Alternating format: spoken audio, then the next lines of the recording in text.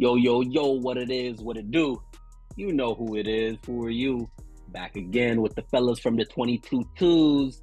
Lots of sports to talk about, lots of culture to talk about. Yo, but first and foremost, keep my fingers crossed. Hoping everybody is staying safe and healthy out there. I'm coming off of sickness myself. You know, our podcast co-host, Mr. Maneuver's out right now. We wish him all the best. Hope he gets healthy real soon. But boys, it's been a while. It's been a long time. It's been a lot of sports. It's been a whole election. There's been more diddiness in the Diddy trial. It's been a whole bunch of stuff going on. But you know we're going to kick them right off with another episode of Second and Two. Kick us off, Darnell. We had a lot of football this weekend, as we always do. You know, a couple of teams on the bye. But let's get it started. Let's see who we need to talk about. Hey, let's kick it over here to the West Coast and shout out to Jim Harbaugh as he has killing it. The Chargers are winning the game they're supposed to win. That's all you can ask for. Brandon Staley used to go for it on 4th and 55. Expecting Justin Herbert to throw a touchdown.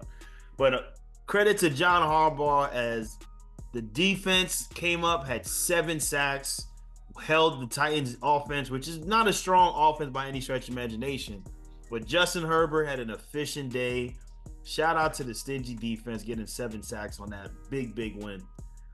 Next, we got to really point our fingers at Baker Moneymaker. Honestly, he had his famous Heisman celebration. He kind of pulled it off against Nick Bosa on the sideline. I think if you look at the clip, Nick was laughing. He couldn't believe that he wasn't going down. Like, he was like, pause. But I said, he couldn't believe it. He couldn't believe it. But, you know. Yuck. That's how we starting tonight off? My bad, man. But with the tarnished boot and a moody day, Jake Moody came through in the clutch and completed his mission of getting that one extra point, putting them over the top. Shout out to the 49ers for winning that game. Even they had a little scuffle on the sideline with I don't call him Debo. I don't call him Debo Samuels anymore, man. I call him the San Francisco Blade. After I seen that outfit he came in with, yo, I was like, what is he wearing? I don't know, man. Maybe being in San Francisco has changed that, man. I don't know what's going on with that. But I have to round out this right now. Peyton ain't painting the picture of how to beat the Chiefs. The Kansas City Chiefs snatched defeat. Another one. I think we are just getting to the point where the Chiefs are just playing with the NFL right now. It's what I say weeks ago. Every lever gotta be lucky. Every lever that needs to be pulled, every button that needs to be pushed. Andy Reid, Spags, and Patrick Mahomes, and that mismatched offense and that phenomenal defense. They're just doing it. And special teams. You know, they're just doing it. We have to really look at it's at a point now where I remember I heard somebody say, they were talking about it on the broadcast, you know, Tony Romo kind of mentioned it too. It's like, are they just using regular Sundays for practice? Because they look like they're just practicing. They're not even hitting their stride yet. They just find out ways to win. But shout out to the Chiefs, and it said, like, you know, like Patrick Mahomes had an okay. And that's the thing. An okay day for Patrick Mahomes is 266 yards. That's how you are in a different category of quarterback compared to everybody else. You know, so that'll wrap it up for me with my games. Shout out to you. Put switching over to me. Hey, Sean, you got it next. Hey, listen, Bills Colts, ugly ass football game, 30-20. Over 6 turnovers between the two teams. But guess what? The Bills pull it out. Pause. James Cook, 19 carries. I hit the pause button before. 19 carries, 80 yards, 1 touchdown. Josh Allen with 1 rushing touchdown, 2 interceptions. He didn't have his greatest day in through the air, but it was a fun game to watch. Looking ahead. Listen, looking ahead, the Bills. Right there at 8, what are they? 8-2 right now, right? 8-2, yeah. 8-2, one of the class teams in the AFC. They're running away with the AFC East. Listen, moving on to the next one. Vikings, Jags. The Jags are going nowhere fast. It's looking like they're going to be a lottery team. Now, listen, Are they going to go after a quarterback as well? This is a quarterback heavy draft. No way. We just watched Mac Jones come in relief of Trevor Lawrence. And he stunk up the place. Only managed 7 points on the board against a Vikings defense. Well, a well-rounded Vikings defense. Yeah, you can say that. Well-rounded Vikings defense. Listen, Sam Darnold 3-3. In spite of Sam Darnold's poor passing game, he had 3 interceptions. You got 4 field goals from John Parker Romo. Big game for him. If you had him in fantasy, you did really well. Listen, the Steelers oust the Commanders on a late touchdown pass from Russell Wilson to Mike Williams. I don't know what he was doing, bro. Like he tried to celebrate with the boys. I'm pretty sure they were looking at him on the sideline like this. But anyway, Russell Wilson, 3 touchdown passes, one to Mike Williams for the lead late in the game. Mike Williams could not help himself, shaded the shit out of Aaron Rodgers, which he deserved, rightfully so, because he shaded him the week before, and he came right back at you, buddy. Look at how effective I am now with the proper utilization of my skill set in an offense that works for me. So shout out to the Steelers. They're on a tear right now. They're in a close battle with the Ravens in that AFC North division. Listen, we got the Falcons Saints. Very close game. Everybody keeps calling the Saints dog shit, but the Saints really pushed the Falcons to the brink, 20-17. Bijan Robinson had a huge game, 20 carries, 116 yards and 2 touchdowns. Kirk Cousins was turning it over. There was a late play where there was a deep pass from Derek Carr to Alvin Kamara. He dropped it. And that's Alvin Kamara is the playmaker for the Saints. When you're not having him making plays, you know it's going to be a bad day. They go down 20-17, and I pass it along to you, FJB. Yeah, man, the Detroit Lions. Shout out to Jalen Rose. Escape with another victory in the state of Texas, man. Let me get that row again. 5 interceptions by Jared Goff, and it still doesn't matter. They still escape with a win. There's teams like them, the Ravens and the Chiefs. It's like they're destined to get to the conference finals and battle out to see who's going to go to the Super Bowl, because at some point, better lucky than good, right? And they figured out a way to win. You got the Dolphins and Rams Monday night action. Nasty game, because I had a couple same game parlays. Y'all know my body, and none of them hit because this game was all over the place. Dolphins win 23-15. I mean, 4-5 for the Rams, 3-6 for the Dolphins. So are they really going to be in a viable spot to make a playoff push? Maybe this the could Rams, be the right time for the Dolphins. The Rams, maybe the Dolphins. It'll be the right time for the Dolphins. You also got to look at the competition and see what the other wild cards are looking like at this point. You got to look out, of course, for the Bengals, who we're talking about right now, losing another heartbreaker to the Ravens, 1-point game, another shootout, just as you would expect. Joe Burrow put on a clinic with no T. Higgins in the lineup. Jamar Chase with a career day, over 200 receiving yards, 3 touchdowns. Amazing. And it just wasn't enough. That Ravens offense, once it gets clicking, it goes. But that Ravens secondary is as suspect as it gets in the league. I believe they are last in air yards for opposing quarterbacks and receivers. So they have some things to clean up if they really want to make good rush defense. Though I think they're the best rush defense, but the pass defense, so brittle, man. Listen, at some point you're gonna have to go through Patrick Mahomes. You're gonna have to go through Josh Allen to make it through the AFC. And if you can't guard on the outside, good luck, fellas. Get into some 4-down territory. That was a nice 2nd and 2. Push it fast, push it quick. Pause.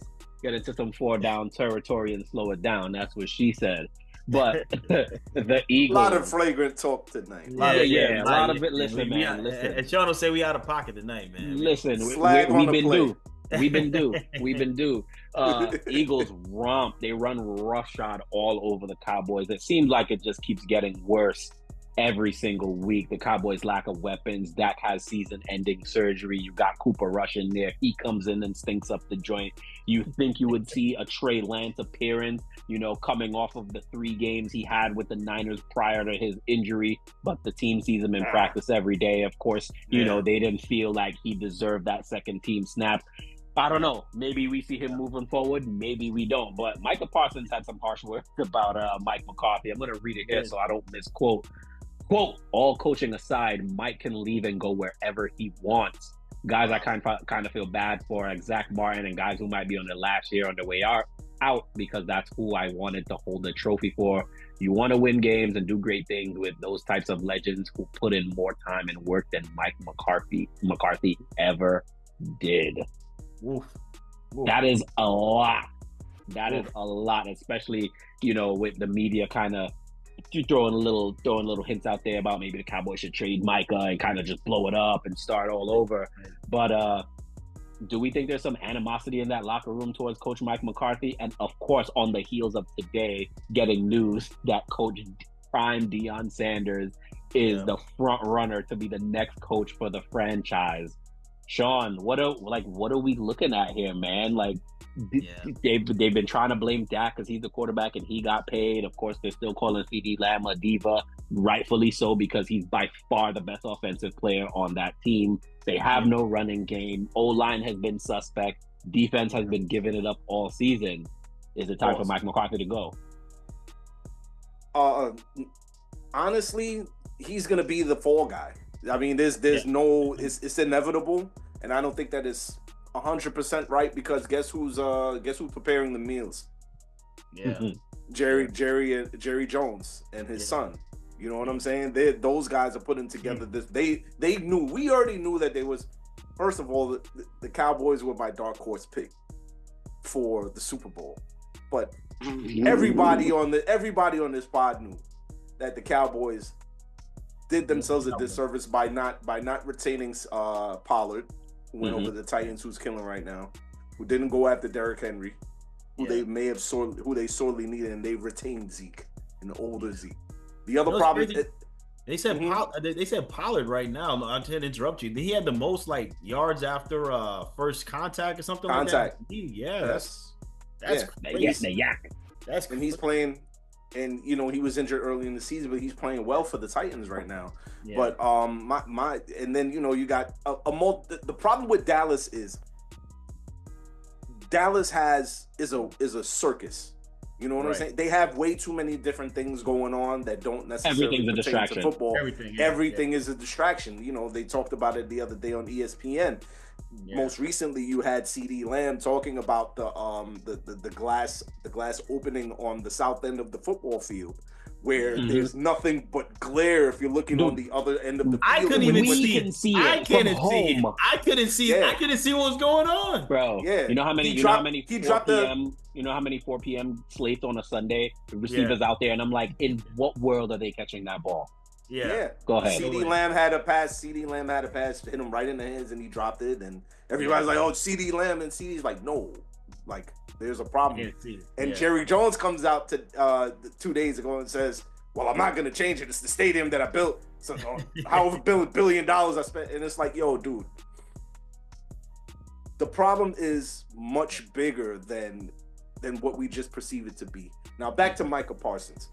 Yeah. Micah Parsons has a responsibility as new media to do and say the right thing, right? He's going to be held accountable for everything that he says. Right. I know exactly what Micah Parsons was trying to say. Yeah. He just roped Mike McCarthy in the wrong framework of what he was trying to convey.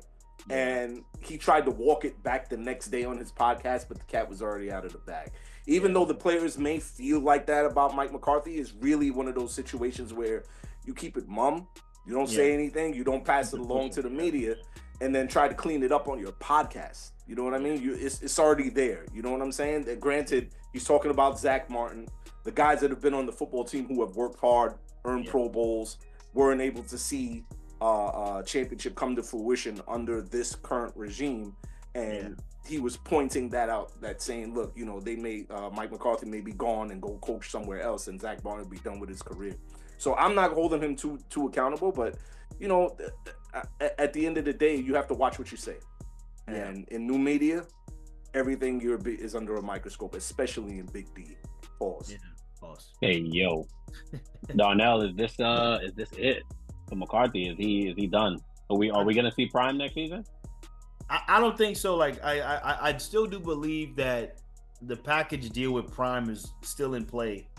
As far as wherever his son gets drafted, he has a possibility of going there. And I'll be honest, there's a couple of places I would love to see him. Of course, I would love to see him in yours truly. But you have to really look at this thing now and just say, like, hey, what's the angle for the Cowboys? You know what I'm saying? Like, we have to get to this point. And Jerry needs to admit it as well. And that's the probably too with this Jones family. Like I said, like one of my good friends, man, he lives in Dallas. He goes to the games.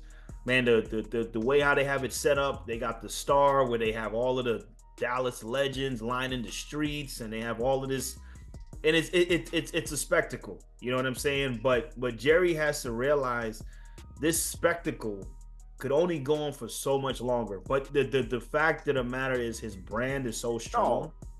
He's not. Sorry to interrupt, but Jerry. That spectacle is going to last until the day that man dies. Until he steps down away from being part of the operation. Never. This is what it's going to be. He's got his radio show. He's got different media appearances that he does throughout the week. He goes around taunting America's team. It's what he does. And unfortunately, this is where the team is at. And you know what? I'm not going to say the team. This is where the franchise is. You know what I'm saying? It's like a running joke. Of course, you guys know I said I live in Texas. I deal with it a lot. I see all of these Cowboys fans, and a lot of them are starting to get pretty frustrated. They're like, dude, why are we going and supporting this team if it's the same thing over and over every single year? You know what I mean? So I don't know if it'll go away. He pushes the brand. I think I said if he really wants to win, this offseason where Jerry Jones is going to really prove that he wants to win, if he wants to win. Because this blow up, not getting Derrick Henry, as Sean said, is a huge blemish on that team. Because they have players. We can't say they draft really well too, But this is where it comes down to it for me with Jerry and the whole spectacle with the Cowboys, for sure. Well, typically, teams who are right on the cusp, they might need one or two things. It might be the O-line, it might be the secondary. Sounds like the Cowboys need a lot. They need a run game. They need O-line. They might need to change their coach. Pass rush. So they have a lot of holes to fill. That's what she said. But we're going to keep it in the NFC East with another team that has a lot of holes to fill. Of course, our hometown New York Giants. They stunk it up again this weekend. They go all the way to Germany to lose to the Carolina Panthers. Make it make sense. Make it make sense. John Mara, gave a vote of confidence to the front office and coaching staff last week, but I'm sure that shit has changed this week. They go out again. We've been talking about it. I've been on the pod on Wax saying week 10, that's when we're going to get another win. And even I was wrong.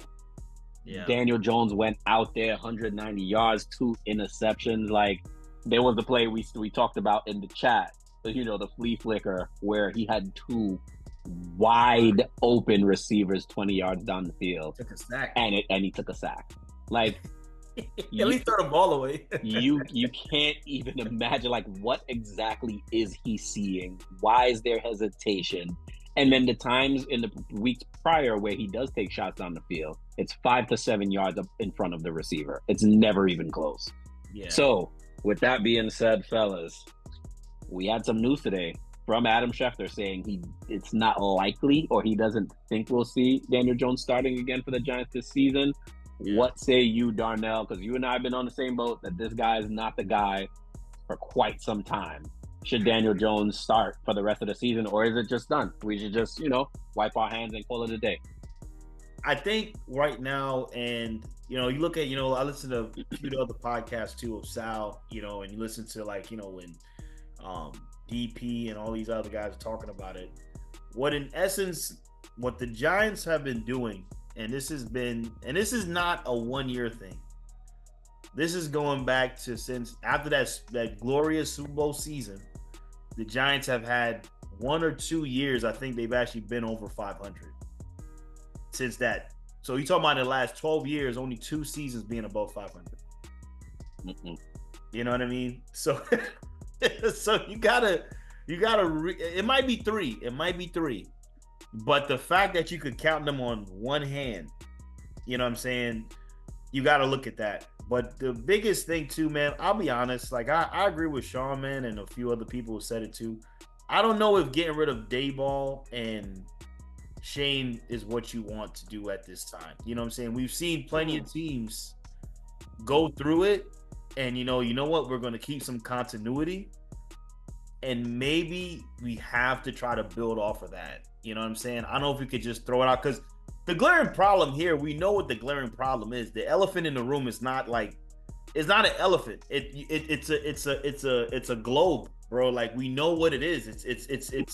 It's there, bro. It's like the moon is sitting right there in your living room looking at you. It's effing Rasputia. Yeah. You know That's exactly what it is. You know exactly what it is. Like it's huge. You don't have to lie about it. You know what I'm saying? When Kurt Warner is saying like, what is he looking at? And he's dissecting the play on the fly. Yeah. It's not after, he's on the fly. He's watching it. He's like, oh, he's open. What is he missing? How is he missing? You know what I mean? So it's just tough. You know what I'm saying? Like, it's time for him to move on. You know what I'm saying? Greener pastures or whatever it is. But the glaring problem is we know who it is. I'm not going to say, I don't say his real, if I'm going to say it, I'm going to say it's backward. It's Jones Stephen Daniel. I'm not even gonna say his name, but like I'm scared that I'll say it 3 times and he's gonna pop up. Pop up. You know what I'm saying? Like Beetlejuice, So yeah, but that's what it is, and it's unfortunate, like granted he never got a good hand, but man, it's just too many. If you gotta make so many excuses for somebody, it's not the excuse anymore, it's just that somebody. You know what I mean? Like you can't keep giving them excuse after excuses again. Like you can't do it. Sean, I've been saying, I started feeling bad for him a couple weeks back because, saw footage of him outside the stadium kind of going to his vehicle and fans just heckling, and he just had that pouty face on, and I'm just like, damn, that's gotta suck. You got the fans on you, you got the New York media coming at you. It's probably just time for a change of scenery, go be the backup somewhere, gain some confidence back, help out another team. Where do the Giants go from here? Now, before we get into that, I know church just passed this Sunday, but I want to take us back to church because I'm going to approach the pulpit for forgiveness for the fact that I was I wanted Daniel Jones to be the guy. Yeah, which is for the very longest of time, right? Yeah. And I have no problem admitting my faults. Now, first of all, I should have known better when we took him 6th overall, and he came from Duke. If you're a Giant fan if you're a Giant fan from the late 90s, and you recall this when we had Dave Brown from Duke, did not last as a first-round pick either. Duke does not produce quarterbacks. A first-round quarterback should be able to elevate the play of others around him and not looking to get as much support as Daniel Jones has been afforded throughout his career. Yep. This man has had Evan Ingram. He's had Sterling Shepard. He's had Odell Beckham. Evan Ingram went to the Pro Bowl. Evan Ingram went to the Pro Bowl. He's had Saquon Barkley. He's had Malik Neighbors. He has had, with the exception of the offensive line, which has been the best collection of individuals that has 5 individuals that has been in front of him his whole entire career. Yeah. He still hasn't performed up to snuff. And the thing is, you can't blame the man for where the Giants took him, where Dave Gettleman, one of his rare misses, taking Daniel Jones at 6. That's not his fault. But when you were presented with the opportunity to be able to play well, when you're presented with the opportunity to make a play, you have to make it in the NFL. And if you don't do it, you're just not good enough. And Daniel Jones, over his last 6 years, has not been good enough. It's been 3 years in the same system. He knows what to expect. Like you said, to your point, Darnell, when you're talking about the flea flicker, where he had 2 He had a dig route on Neighbors and an over with Wan'Dale Robinson. He did not pull the trigger, and they practiced that play. Yeah. Brian Daboll probably said to him, "Look, you're going to have 2 seconds to make a decision to let this ball go. The defense is going to be pulled." And it was a 3rd and 1, right? Yeah. 3rd and 1. Not a conventional play call, but a smart play call, right? Yeah. Because it would catch him off guard. Yeah, yeah. You couldn't pay, and that, in a nutshell, was Daniel Jones. A play later, he got picked off in the end zone. Another play where he was throwing it to Tyrone Tracy in the flat. He threw a back shoulder, a back shoulder to the linebacker. It was like your ball placement. Even still, the Giants still had an opportunity to win the football game. And then the poor young rookie Tyrone Tracy fumbles trying to avoid a hailstorm of defenders. Right. Wink, wink. No, listen, man. Tyrone Tracy's not to blame for that loss. If anything, he put us in position to win that football game. So back to the question, Felix, if I'm the Maras, as much as begrudgingly as it is for me to be able to make a decision on this front office and coaching staff, I have to cut ties. Ooh. I have to cut ties because guess what? This is the most important draft of the franchise in the last 15 years. Yeah. And if the Giants do not make the right... You're picking top three for sure. You're going to pick top 3 and you're going to be picking your quarterback over the next 10 to 15 years. You're hoping longer, right? Yeah. So you want to make sure that he has the proper foundation. There are guys that I heard rumors that they should be going after Bill Belichick, that they should be looking at the GMs that are seasoned and understand how to construct a roster. I ain't gonna hold you. Yeah. Bill Belichick is rumored with every team that's looking for a coach. Listen, all of those losing teams right now, they're all like, yo, Bill is looking really excited about now. Bill has been need a job. He need a job. To take that season off, masterful to take the season off, and he looks like he's got a personality, man. And that's smart. Like what he's doing, he's actually, they're like, oh man, he's not as coarse and as dense. The guy has a humor, you know what I'm saying? He has a sense of humor. He has insight. He has some wisdom to push exactly what he wants to see. But you gotta let him cook. You gotta let him cook the meals. Don't let him buy the groceries because we all see how that ended up. Yeah. Right. We'll listen. We're gonna say we're gonna leave that for another discussion, another day, because that's a long thing in itself. Clean house, get rid of everybody. That's how. I get what Sean is saying though. You know what I'm saying? I agree with that, and it's like I didn't, in a way. And I like Daboll.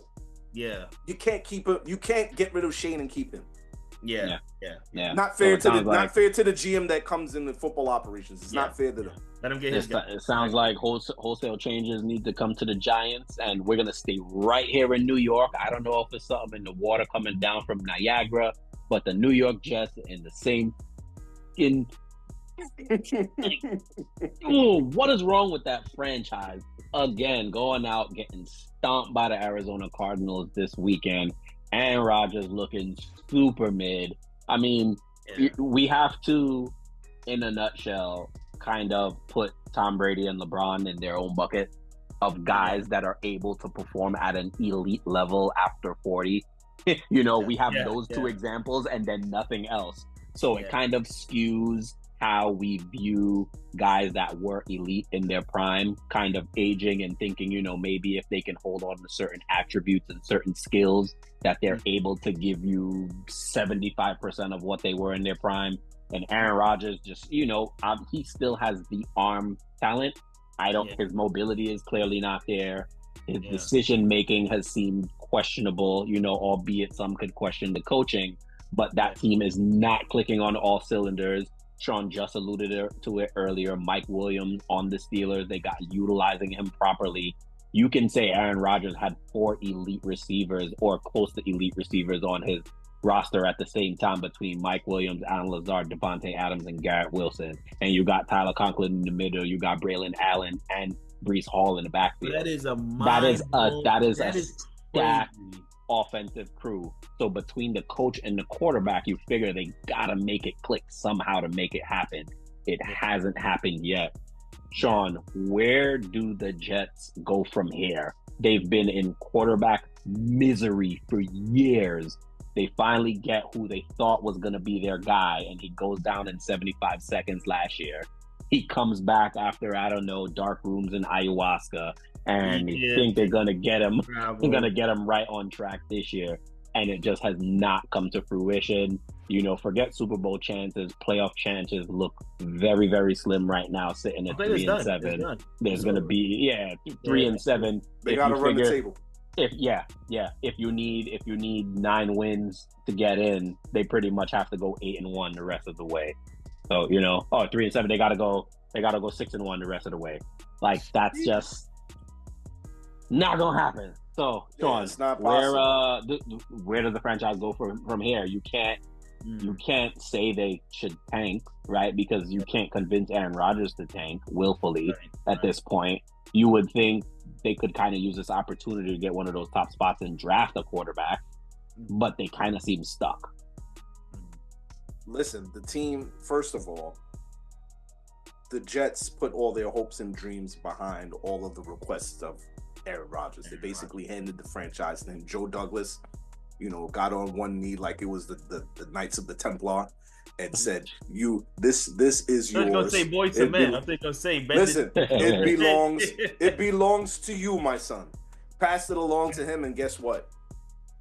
Team is going belly up. You know what I mean?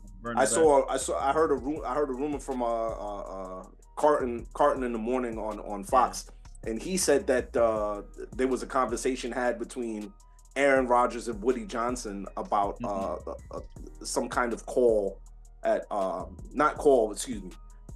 the play calling duties from Nathaniel Hackett. Yeah, Hackett, yeah. And he said he didn't like that decision, and then it led to the firing of Robert Saleh. Yeah. Now that to me marked the beginning of the end of the season for the Jets, because it's like you remove the guy that made the defense what it was.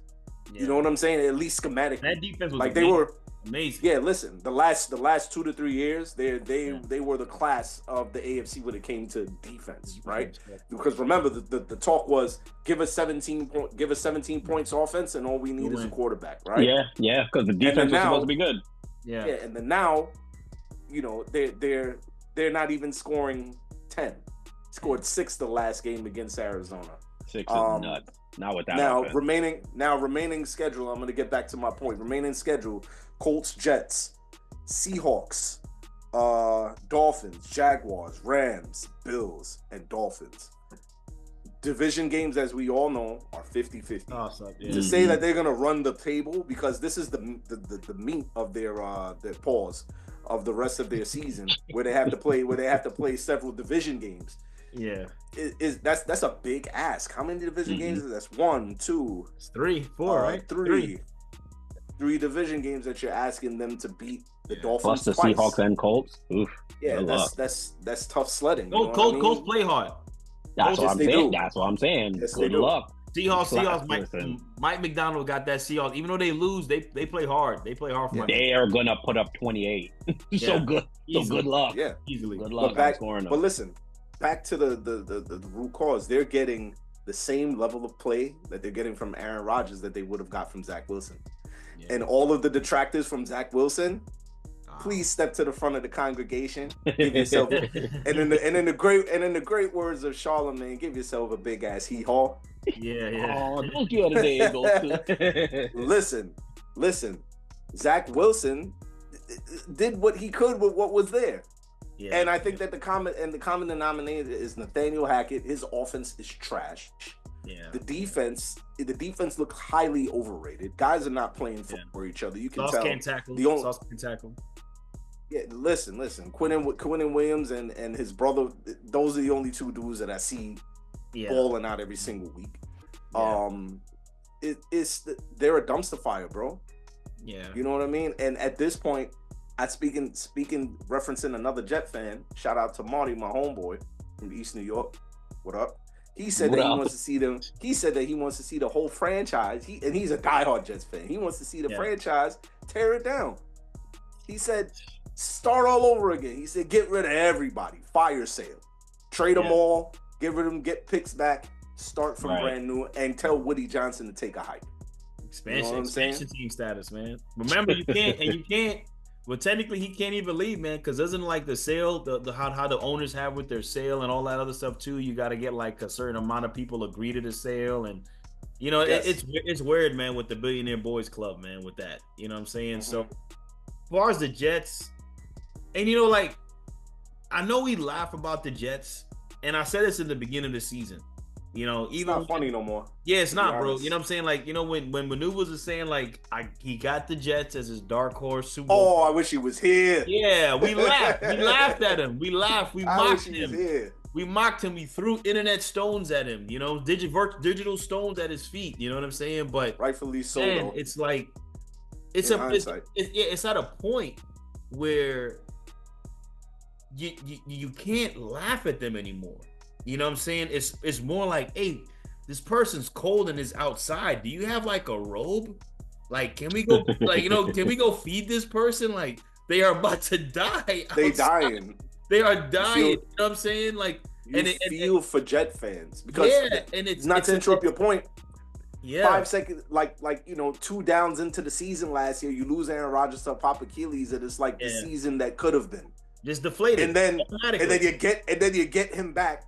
Right, and you have the hard knocks through the off season, and goddamn, they look good in the preseason. They put it up points, then they have the start that they do, and it's just downhill from there. You just got to say to yourself, certain franchises are just snake bitten.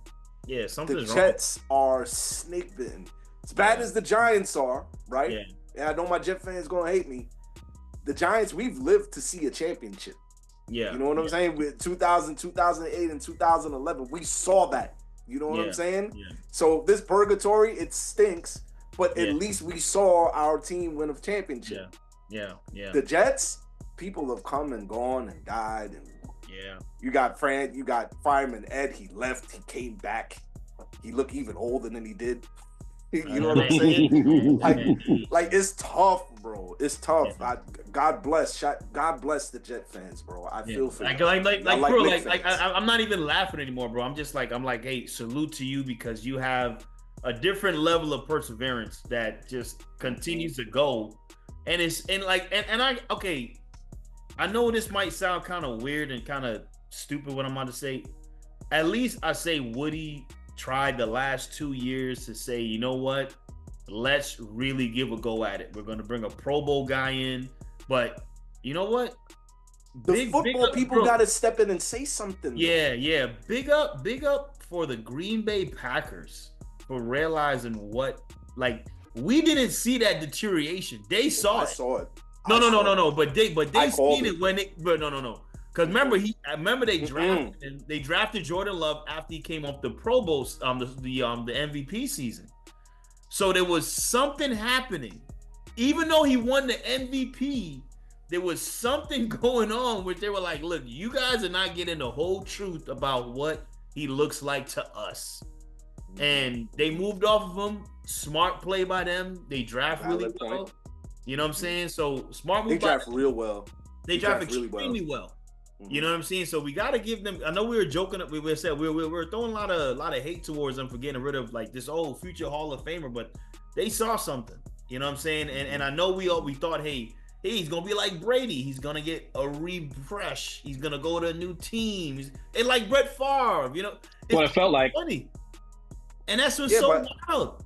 But honestly, quarterbacks have done it in the twilight of the career before. You look at Joe Montana, you look at Tom Brady, you look at Kurt Warner, you look at Peyton Manning. It's been done. You know what I'm saying? Because even the much maligned Brett Favre has done it, even though he struggled with the Jets and went to Minnesota and played better. So it's like you know, we've seen this story before. When you put a team of a collective of talent around a seasoned quarterback that's able to get the job done, and Aaron Rodgers, it seems like he's created this criticism for himself based on his own hubris. You know what I'm saying? He's created this kind of aura about him, how great he is, and when he does these interviews, he comes off as snarky, real smug, real smug, holier than thou. Yeah. You know what I mean? Like that whole "I'm smarter than all of you" kind of vibe, and it's like your smarts don't equate to the way that you're playing on the football field, buddy. Yeah. So to put a ball on it, I feel like the Jets have to again. Shout out to my boy Marty. They do have to start all over again. Yeah. There's no other option at this point. Well, boys, we might as well have just changed this segment from 4 down territory to just F franchises, because we gonna jump right into the Chicago Bears. Losing yet again to the New England Patriots, 19-3. Already concerns about Caleb Williams. Slow start to the season. Trended upwards for a couple weeks there. Now trending downwards again. You got Rome Odunze, Keenan Allen, DJ Moore, who just signed a big contract in the offseason. DeAndre Swift in the backfield. Cole Kmet in the middle. Being on Hard Knocks. Kind of, swaying the public. Bears team might be better than advertised. Caleb Williams might, come in here. Showing them how to running. slide. Running a pro-style offense, coming in from college, seeing him in adversity, doing what he did there. And Jaden Daniels just comes in, just stealing the show. So it's got everyone wondering, is there cause for concern with Caleb Williams long-term? Is this just a blip? Should we give him more time? Darnell, I'll start with you. I think, obviously, Tom Brady said it. We throw guys in there immediately. There's almost no room for growth. We're passing judgment on them before their first season's over. They're barely over the halfway point of their rookie season. And firing FJB firing Shane Waldron. Yeah. Which is huge for a first-year quarterback, because he's supposed to build and grow with their offensive coordinator, and he's gone. You need that consistency. You need that continuity. And we've seen it time and time again. But, when your franchises run like this, these are the kind of rash decisions you tend to make and disrupt everything that's going on. So, Darnell, is there any long-term concern from you with Caleb Williams? Do we need to back off a little bit and just let the season play out? Yeah, I know this might sound sacrilegious, but Peyton Manning's rookie season was vomitrocious. Absolutely terrible. Absolutely. You think so? By all standards. It was. I thought his rookie season was the worst season that any quarterback could have ever had. And I'll let you finish. I'll say that with so much compliments, because it was a success and a learning process all in the same. He threw 28 touchdowns, 28 interceptions, and he learned to lean on his run game and be a master of the play action. But go ahead. Yeah, but as I said, that's what we got to go. That I think that is probably the best, as you said, the best, worst, best, whichever side of the glass, either half full or half empty, however you want to look at it, right? You know what I'm saying? I think, you have to be honest, man. I think a lot of the issues they have with this team sprouted from the fact that they brought Eberflus back. I don't know if that was the right move to make. You know what I'm saying? Because it said, you got a guy who's extremely talented. He's a gunslinger quarterback. You see how he plays. Maybe you needed to get someone different, someone fresh to kind of bring in and be that fake franchise with that combination of Caleb Williams. Because I was a big Caleb Williams fan. I'm still a big Caleb Williams fan. You know what I'm saying? It's just like how last year, the CJ Stroud, Bryce Young effect. You know what I'm saying? This is what we're going to have.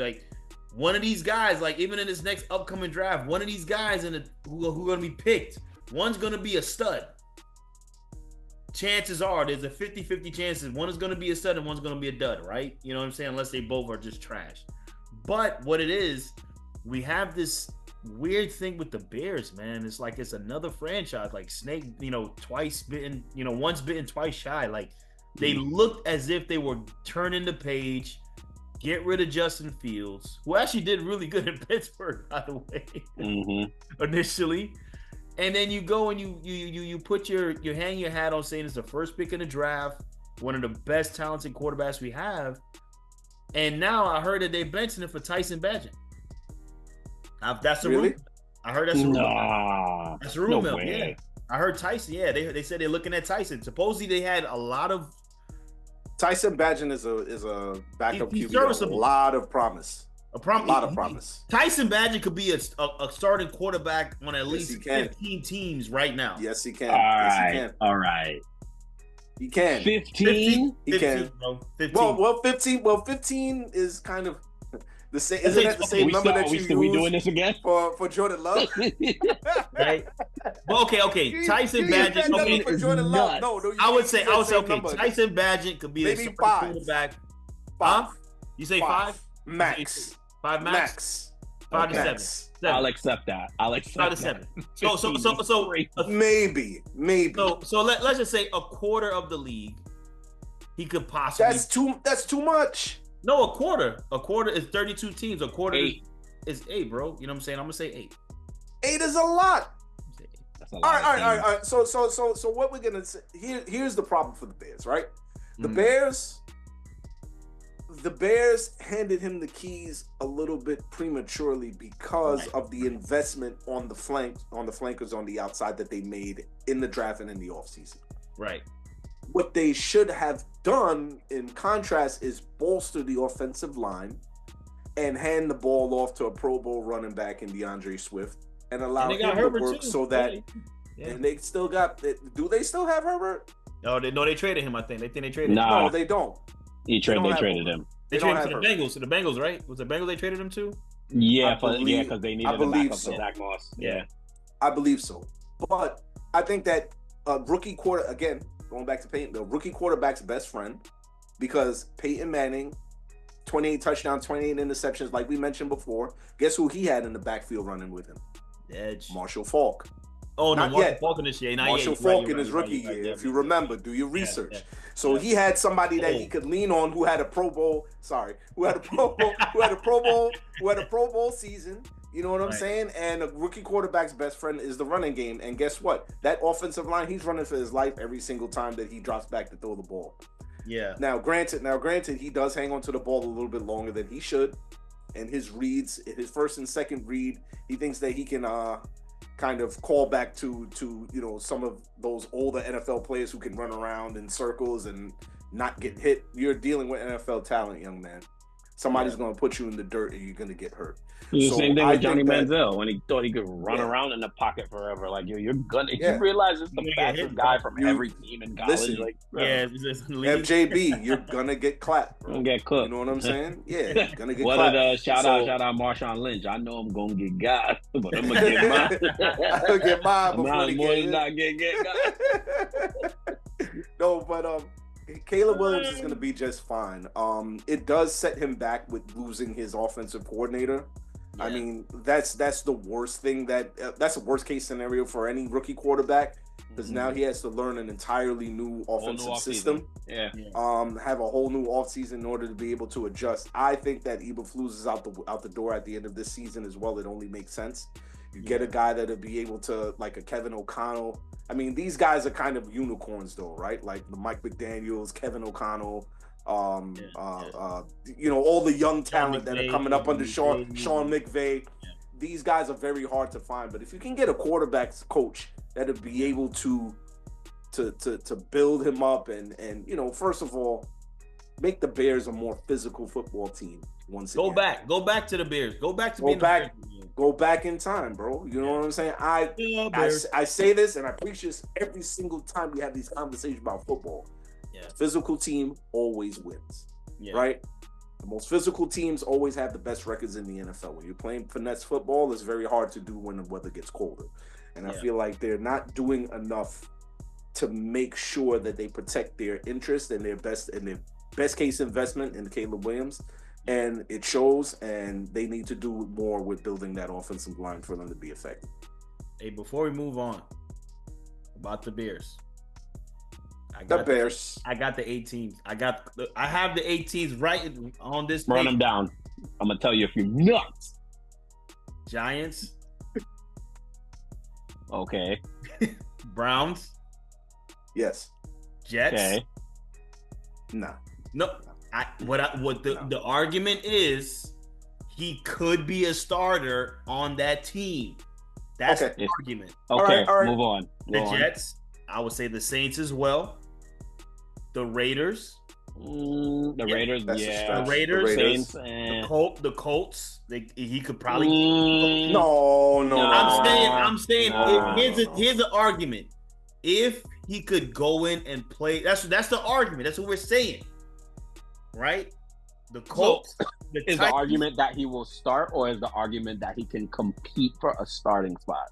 I think he could start for that team and be successful with that team. Oh man, no. Let me finish. I will, but no to that. The Colts, the Titans. No to the last one too. The Panthers. And I said that the toss-up was Jacksonville because, but that's a toss-up. But that's 8. Jacksonville makes 9. Got some questions in there. No. And that's fine. That's fine. I want to be open to the discussion. But all I'm saying is last year, he looked pretty decent to me. You know what I mean? He wasn't trash. I mean, he looked all right, but that's me, man. I'm a little bit optimistic about it. But I'm just saying a lot of those you like gunslinger quarterbacks. Because that's exactly what he is. Because statistically, no. But he did show promise with his arm talent and his ability to move outside of the pocket and make throws. That's where the promise is. But him putting it together with the decision making, that's another thing. But back to you. Good luck. Yeah. Well, fellas, enough of this negative, these trash teams. We gotta go to a really, really good team. This is the bonus one. We're gonna make this really, really quick. I have the rest of the Chiefs schedule in front of me. Are we going 2-point conversion? Yeah, 2-point conversion. I just need you. I'm gonna read it off, and in 30 seconds, I'm gonna need you to tell me who. Oh wait, one, are the Chiefs gonna lose a game the rest of the season? And 2, when is their first loss gonna be? This Sunday at Buffalo, following Sunday at Carolina, then Friday. This is Black Friday. Oh yeah. Home versus the Raiders. Sunday, home versus the Chargers. Following Sunday at Cleveland. Following Saturday, home versus the Texans. Then Christmas Day at Pittsburgh. And then there's a flex game, week 18 at Denver. Darnell, they go undefeated? Nah, I don't think so. I don't think they're going to lose. I think they're going to get the Bills this weekend. But I think either the Texans or the Steelers are going to get them. Because it's going to be real cold in that stadium, physical. Like, are they playing in Houston? They're home versus Houston. That's week 16. Oh no. I think it might be. I'm gonna stick with either the Texans or the Steelers. I'll give them the first loss. John, you're nuts. No, I'm so my question is: Did he play against Joe Burrow yet? Because Joe Burrow already lost to him. Yeah. Right? So so that was the only guy that I could think they could possibly beat him, right? But no, in all seriousness, there's a couple of division games that they got coming up. They got the Chargers, right? Yeah. And then they got the Broncos to conclude the season. I think that one of those games is going to be the one where they get got. Which wouldn't especially be the Broncos because they're going up to Mile High. You know what I'm saying? So or what do they call it? Invesco 1 now. So they're gonna go up there and they're gonna catch their first out. Yeah, I agree. I think this Sunday is gonna be a statement game for them. It's gonna be one of the better teams they've played all season. They got D-Hop, they got Nuke in the fold now. Kelsey seeming to get back to a little bit of his former self. Xavier Worthy got going. Kareem Hunt and Pacheco's practicing. Pacheco's supposed to be coming back. Yep, Kareem Hunt literally came off the couch and doing work. I think they're going to try to really go in there and beat Buffalo. I think they get that one. Carolina just sucks too much. I think they get that one. I'm looking at Vegas and then the Chargers. Reason why I say Vegas is because they play on Sunday, 11/24, and then they play Vegas 5 days later on Friday. Ooh. I don't know if they're going to care about that game. I don't know if they're going to play their players in that game. That's way too short of a turnaround against a team that's really not good to risk putting their starters out there and trying to go win that game. Fellas, this was a pleasure. Second and 2, 4 down territory, 2-point conversion. You know what it is. Darnell, Sean, FJB. Like, comment, subscribe, DM us. I don't know. Don't text Hit me. that You ain't got my notification number. bell. Hit the notification bell so get you the- know anytime we go on live, anytime we post a new content. Hit that YouTube. Go watch the videos. Place some comments. Let us know how y'all feel. 22 twos. We out of here.